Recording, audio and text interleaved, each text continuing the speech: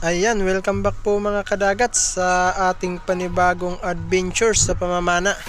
So, ayan, papunta na sana kami sa laot. Kaya lang, ayan, natanggal yung kabilang katig ng bangka ng aking utol. At medyo maalon rin ngayon mga kadagat.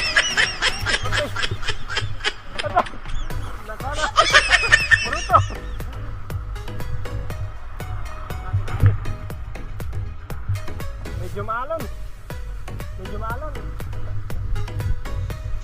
Napakarami ng basura sa baybayin namin ngayon dahil gawayan sa malalakas na alon at madalas na pag-ulan, kaya nagkakaroon ng baha yung mga ilog dito sa amin.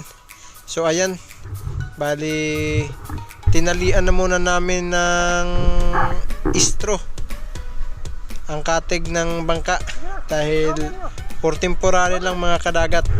So bali hindi naman kami magdadive sa medyo malayo, kaya istro na muna dahil wala kaming nylon. At ayan yung mga kasamahan namin. So ayan mga kadagat, bali apat kami ngayon na magdadive. So kahit na medyo maalon at masama yung panahon ay magdadive pa rin kami. So ayan mga kadagat, abang-abang na lang po sa mga kaganapan.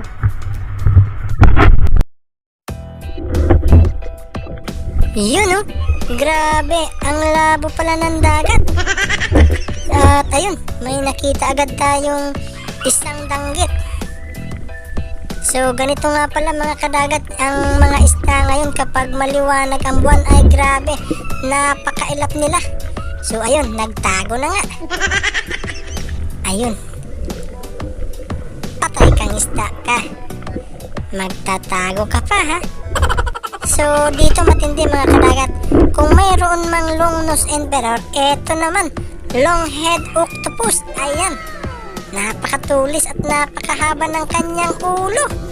Grabe, ngayon lang ako nakakita ng ganyan mga kadagat. Tapos eto, nakakita tayo ng pang-ulam. Ayun, isang labungan kung tawagin sa amin. So ayan, at ayun, pumasok na. Patay kang isda ka. So ganito pala talaga mga kadagat yung mga isda kapag maliwanag ang buwan. Kung hindi man tatakbo ay siguradong magtatago. Kaya mabuti na lang at nakita natin siya bago pa siya nagtago sa ilalim ng bato. At pagkatapos ay nakakita tayo ng emperor fish. Ayun, kaya lang ay grabe, sobrang labo ng dagat at napakalagas na ng agos. Kaya ayun, di na natin nahabol. Tapos eto, nakita tayo na medyo maliit na pusit. Okay na to, patay kang pusit ka. Ayan, so bali pinana na natin yan mga kadagat para makadagdag na sa pang-ulam natin. Dahil kanina pa tayo naghahanap ng mapapana pero wala na tayong nakita. Tapos eto pa, ayan, patay kang tagbago ka. Ayan, so medyo maliit pa mga kadagat, pero kumbaga sa English pa ay no choice.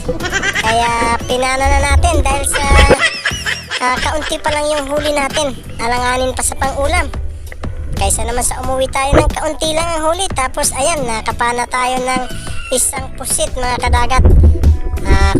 Kung mapapansin nyo ay di natin siya pinailawan ng sentro mga kadagat dahil sa maliwanag ang buwan ngayon, kaya napakailap nila.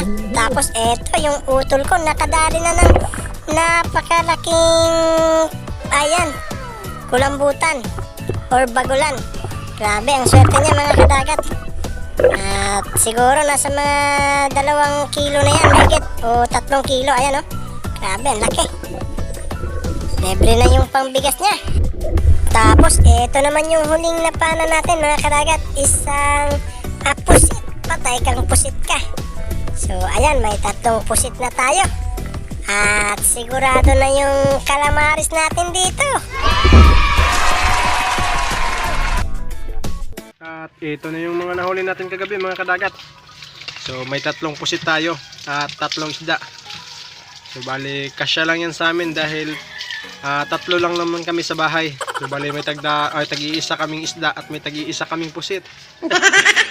Ayan, bali gagawin natin tong calamaris. So tapos yung isda naman ay gagawin nating prinito. So bali linisan muna natin saglit, tapos lutuin na natin.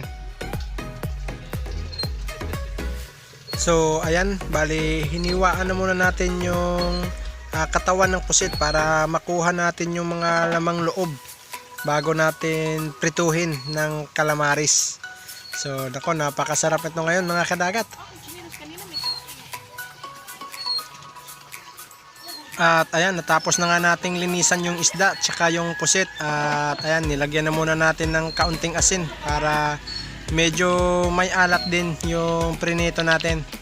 Tapos ayan yung pusit natin, bali nalagyan na natin yan ng crispy fry. So bali lalagyan ulit natin ng kaunti dahil kulang. So bali crispy fry na yung ginamit natin para hindi na tayo gagawa pa ng mga harina or mga mixture. Dahil yung crispy fry ay ready to mix na. Kaya ayan, lutuin na natin.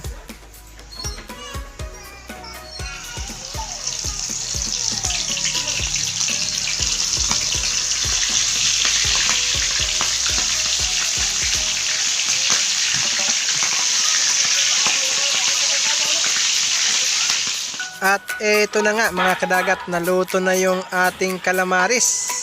Nako, napakasarap nito. At ito na rin yung ating tatlong isda, naluto na rin. Napakasarap nito ngayon habang mainit pa. Tapos ito yung sausawan natin, suka at toyo na nilagyan natin ng kaunting sili para medyo maanghang naman. So ayan mga kadagat, hanggang dito na lang po. Maraming salamat po sa inyong panonood.